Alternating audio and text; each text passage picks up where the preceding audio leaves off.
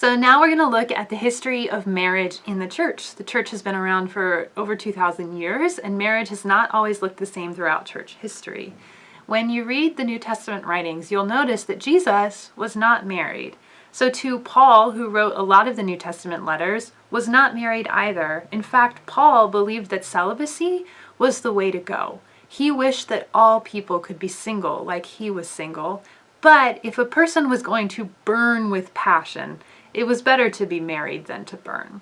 Why this emphasis on celibacy? Well, a lot of the early Christians believed that Jesus was coming back any day. And if Jesus was coming back any day, they had more important things to do than get married.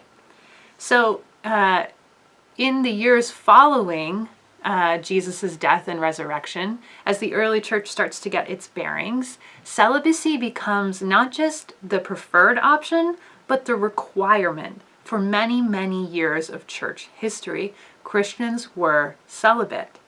Those who were already married when they became Christian would enter into spiritual marriages, meaning they stayed married, but they were celibate within those marriages. Most of the early church patristics, these important church fathers, they looked at sex with a huge amount of suspicion. They thought sex was just the worst thing, and they much preferred celibacy. We have a really important church father called St. Augustine, who really struggled with his own sexuality, and that impacted the things that he wrote about sex. Now, Augustine did actually come to realize that there was a good purpose for marriage and sex, and that was for procreation of children.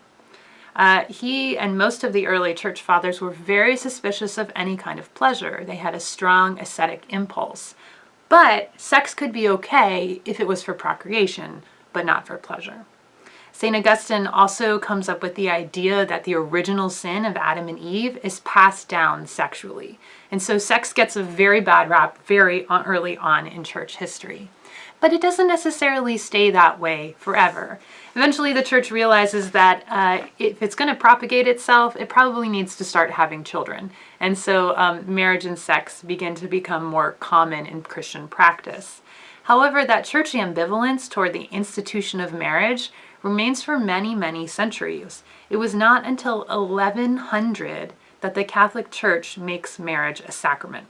So for over half of church history, marriage was not a sacrament.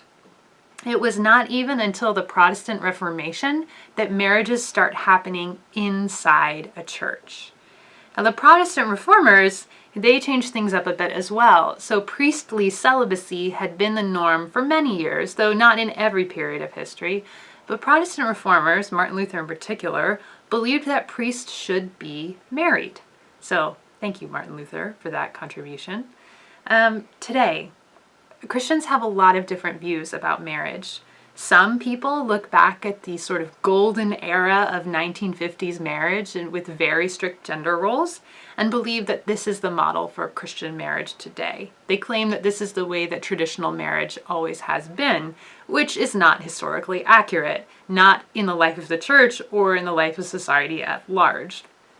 Probably the best way of looking at marriage today theologically is to say that marriage and singleness or celibacy are both vocations.